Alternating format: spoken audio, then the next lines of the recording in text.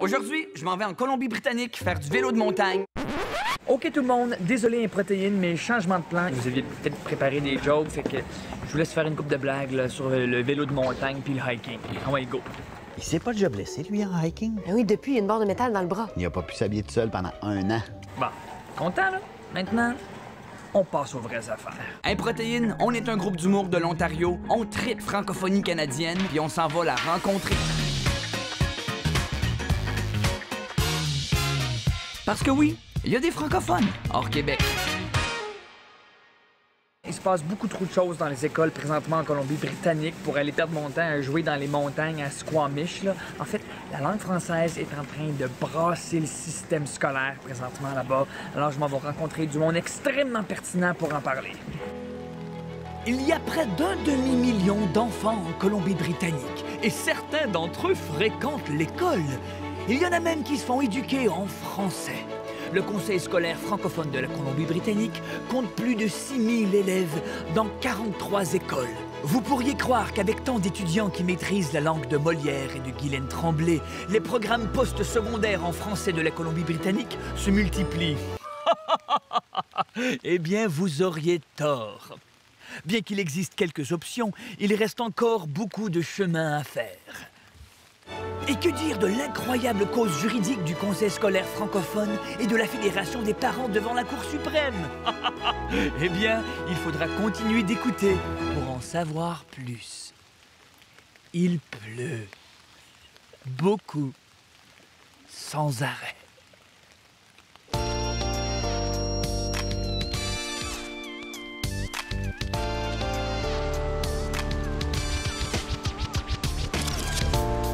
Ah, regardons ça! On est à Vancouver, puis il pleut.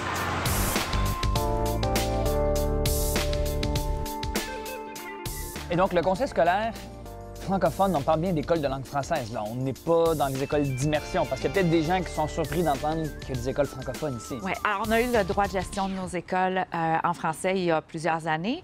Et oui, c'est effectivement ça, c'est français langue première. C'est vraiment là, tout le monde, toute la communauté est là, ça se fait tout en français dans l'école. C'est un milieu francophone. Absolument. Rajouter, c'est des écoles publiques, c'est pas des écoles privées.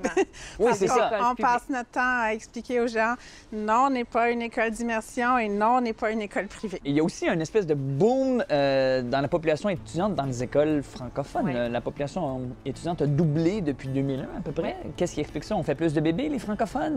Qu'est-ce qui se passe là? Je vais te l'expliquer du point de vue de maman. Ouais, Oui. J'ai 2 enfants donc, qui ont passé dans le système. Mon mari est anglophone, donc on est un couple exogame. Je veux leur transmettre une partie de qui je suis.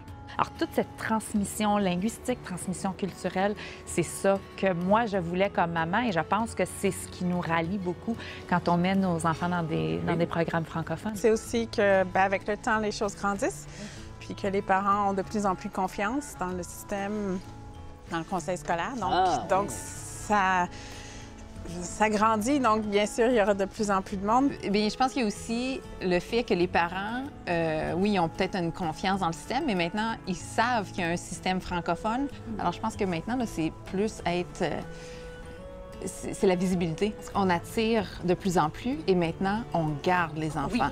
Oui. Donc là, les chiffres sont là, les écoles grossissent. Quelle est la situation autre que ces chiffres-là qui grossissent dans les écoles? Comment ça se passe là, présentement dans les écoles? Les écoles sont pas assez grandes, on déborde, il faut essayer d'avoir des portatives, il faut essayer de construire, il faut essayer de louer des nouveaux locaux. On est victime de notre succès. Alors, juste pour vous donner un exemple, je suis présentement devant l'école élémentaire Anne Hébert. Hein? Une belle école, belle couleur, on dirait qu'il y a de la place pour tout le monde. Mais si on va derrière l'école, on se rend compte qu'il y a 10 portatives tellement l'école déborde. Ça veut dire que l'hiver, là, il y a des centaines d'enfants qui doivent mettre des jambières pour aller faire pépé. On n'a plus assez de place. On n'a plus assez de place. Donc, on se bat fort pour essayer d'en avoir plus. Une école pas de gymnase, une école qui tombe en ruine, une école qui déborde. Enverriez-vous vos enfants là, vous? Ça fait plus de 20 ans que le Conseil scolaire francophone de la Colombie-Britannique demande des infrastructures équivalentes à celles des anglophones. Donc, qu'est-ce qu'on demande? Là? Concrètement, les écoles sont trop petites, mais c'est quoi les autres problèmes? Qu'est-ce qu'on veut régler? Le transport. OK. Moi, où j'habite, dans ma cour extérieure, juste à côté, il y a l'école. Donc, en principe, mes enfants, si j'aurais fait le choix de les envoyer à l'école anglophone, ce serait 2 minutes de marche. Au lieu de ça, j'ai décidé non, ils vont aller à l'école en français. Donc, c'était 2 heures, 1h30, 2 heures d'autobus à chaque jour. Oh! Donc, il faut le vouloir. À Victoria, les élèves font 1h30 d'autobus pour se rendre à l'école. Par le temps qu'ils arrivent à la maison le soir, il est déjà jeudi matin! On est convaincus aussi, on est lié à la cause, on veut les envoyer en français. Donc, on fait d'énormes sacrifices. Nos enfants font d'énormes sacrifices. Quand ils en vont dans des bâtiments comme ça, là, c'est... Tu rentres avec ton enfant, puis tu es découragé, mais tu dis, ben OK, mais ça vaut la peine parce que mon enfant va apprendre, va quand même avoir l'apprentissage qui lui est dû, mais encore meilleur, nos enseignants font un job remarquable. On n'a pas de décrochage. Ça veut beaucoup dire, ça. Fait que, oui, on est influencé par les bâtiments, mais on a la qualité de l'enseignement. Pouvez-vous croire qu'il y a des écoles francophones en Colombie-Britannique qui n'ont pas de gymnase? Ça veut dire qu'il y a des enfants là, qui peuvent pas faire ça. Où ça?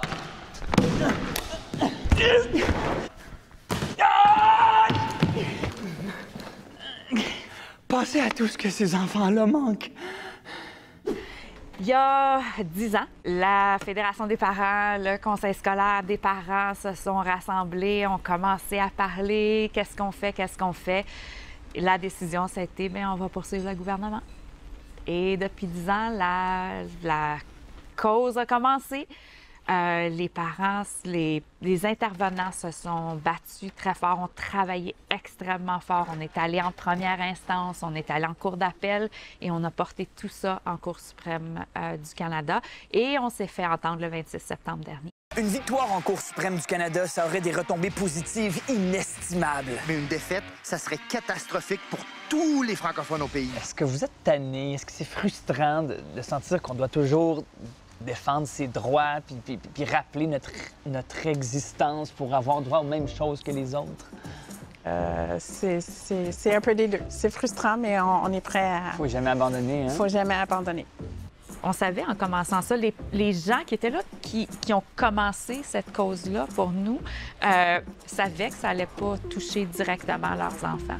Fait que c'est ça, oui, c'est fâchant, mais faut pas qu'on lâche. Faut pas qu'on lâche, faut qu'on continue, faut qu'on offre cet avenir-là aux prochaines générations.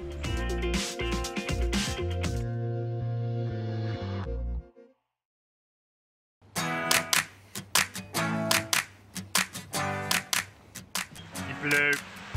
Il pleut encore. Il pleut, mais c'est donc bien beau! Ici aussi, il pleut. Est-ce qu'il a arrêté de pleuvoir? Je pense qu'il pleut plus. Il pleut plus! Ah non, il a recommencé à pleuvoir.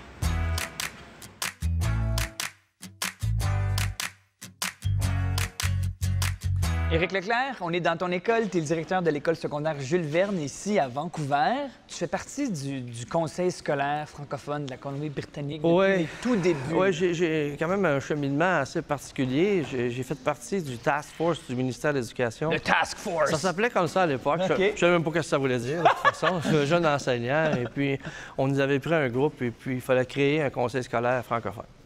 Et ça s'appelait le Francophone Education Authority. Et puis, on a débuté en 1997. OK. Et à l'époque, il y avait 4 écoles.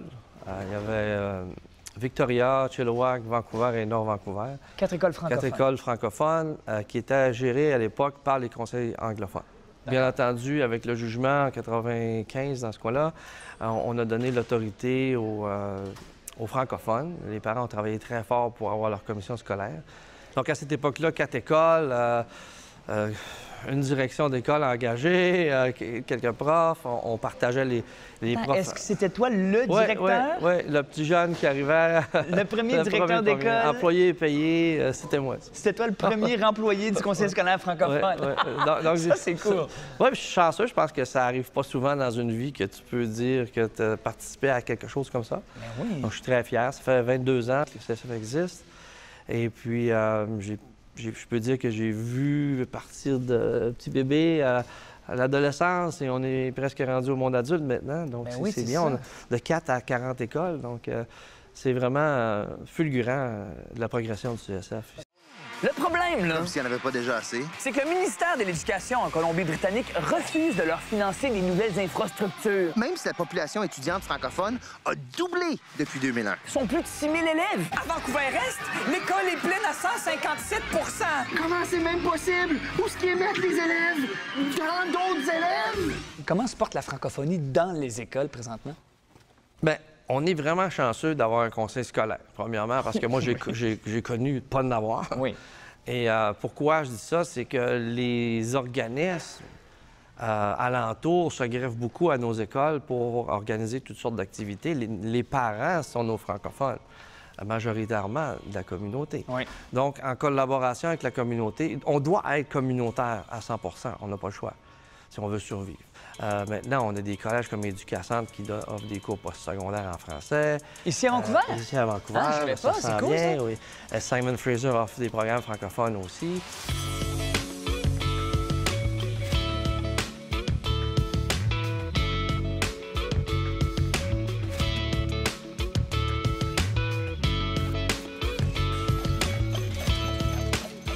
All right, Gino, toi, tu es le directeur du BAF. Oui. À part être un acronyme absolument incroyable, Oui. qui peut être plein d'affaires, le BAF, c'est quoi le BAF? C'est un bureau, mais Oui. c'est une équipe. Puis c'est le centre nerveux de tout ce qui est en français à l'Université Simon Fraser. Donc, c'est un acronyme qui est là pour le Bureau des affaires francophones et francophiles. Et francophile, à c'est ça le Simon deuxième Fraser. F. Exact. OK, d'accord. Et qu'est-ce qu'on fait là? Est-ce Ben, qu'on est responsable des programmes en français? Exactement. C'est une idée folle que la communauté francophone a eue il y a 15 ans. On célèbre notre 15e anniversaire cette année. OK. Et essentiellement, c'est le lieu où on développe des programmes en français. En ce moment, c'est surtout les facultés des sciences sociales et la faculté d'éducation. Donc, on offre un cheminement au postsecondaire en français pour les jeunes de la Colombie-Britannique et de l'Ouest canadien. Malheureusement, les gens du Canada-Est pensent que la francophonie arrête aux montagnes. Attends, il y a des francophones en Colombie-Britannique? Ben, oui. Puis, je pense qu'on est un groupe très dynamique qui part de loin. Ça fait 30 ans que je suis ici, moi, et on part de loin. Mais je dois dire que même lorsqu'on se lève le matin puis on va travailler dans nos écoles, puis je peux parler, je pense, pour la majorité des enseignants et des gens, c'est qu'on ne va pas travailler pour l'éducation, on va travailler pour la cause de l'éducation.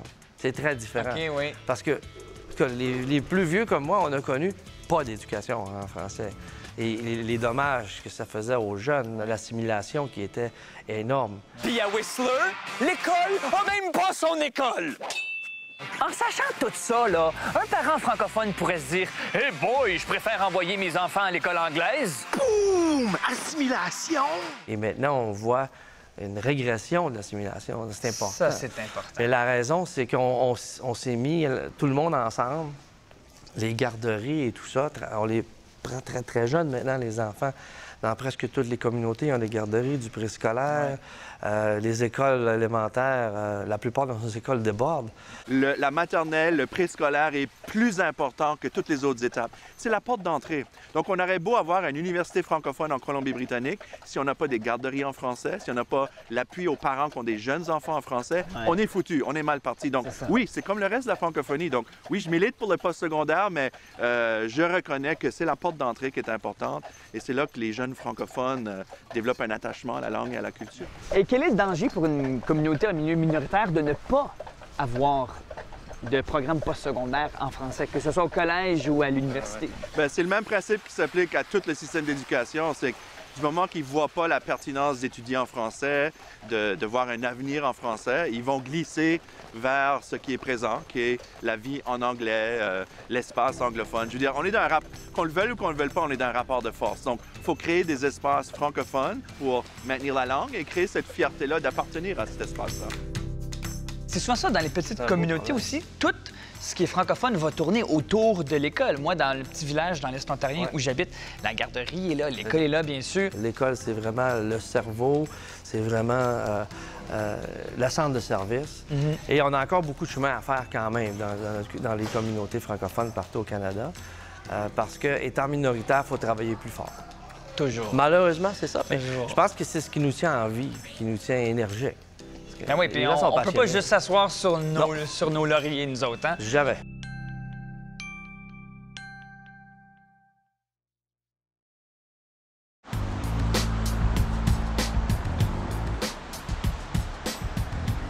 Je m'en vais rencontrer Mark Power, qui est l'avocat de la cause juridique menée par le conseil scolaire et la Fédération des parents. Vous vous rendez compte qu'il s'appelle Mark Power? Mark Power! T'as pas un nom plus adéquat pour une profession d'avocat?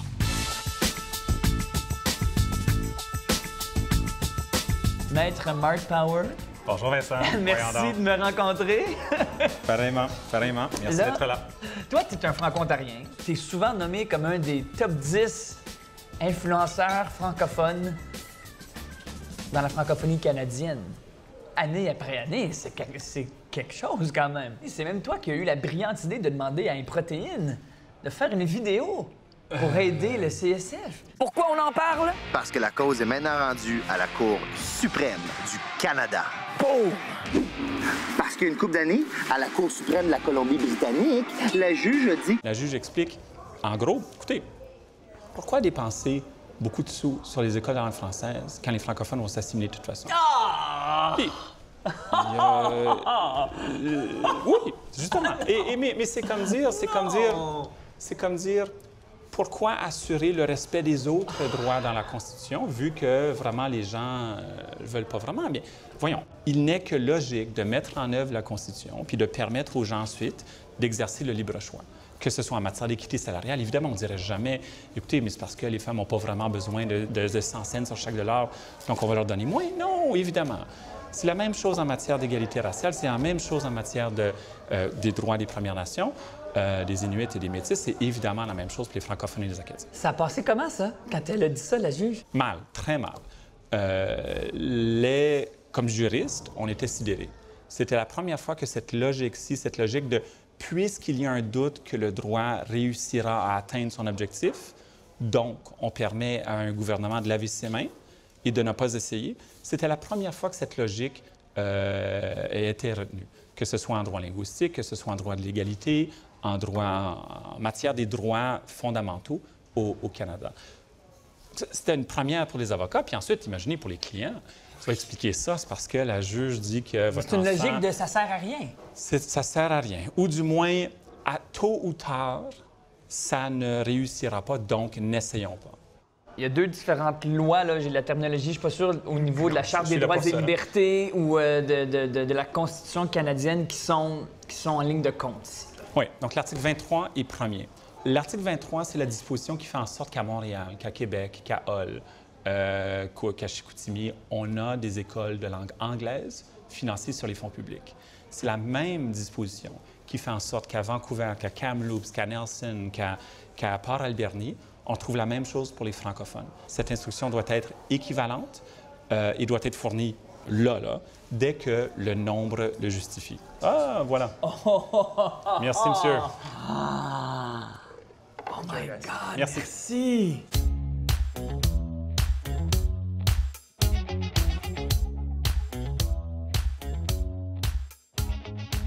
Intervient ensuite l'article 1er. OK. En 82, quand on écrit la Charte canadienne, on prévoit une façon pour que le gouvernement puisse, de façon exceptionnelle, justifier une enfreinte à un droit.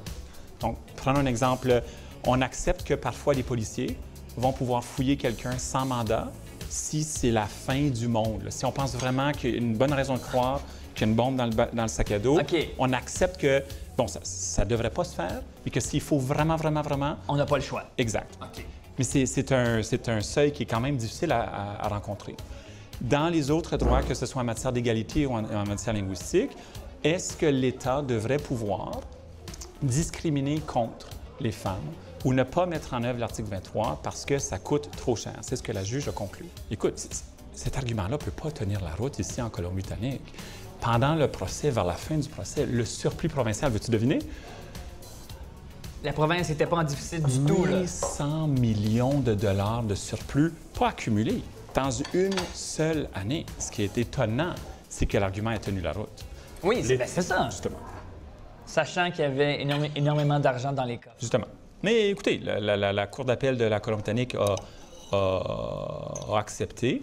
Et puis, on verra ce que la Cour suprême du Canada va nous dire. On a presque réussi à rayer de la carte la culture, la présence francophone en Colombie-Britannique. Et ce qui donne des frissons quand on passe un peu de temps ici en Colombie-Britannique, quand on parle aux gens ici, c'est à quel point la tentative d'éradication n'a pas fonctionné, puis à quel point les choses reprennent.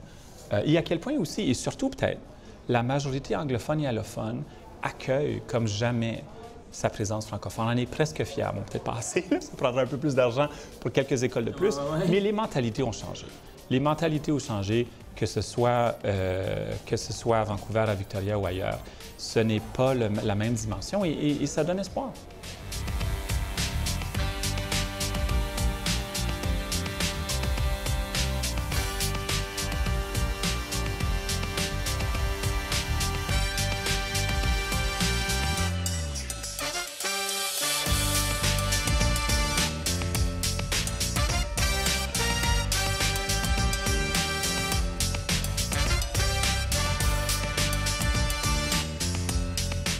J'ai beaucoup d'admiration pour les gens que j'ai rencontrés aujourd'hui. Grâce à leur ténacité, à leur courage, à leurs efforts, c'est toute une génération de jeunes qui va pouvoir recevoir une éducation de qualité en français.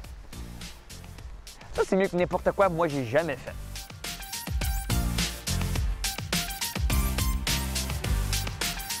Le soleil!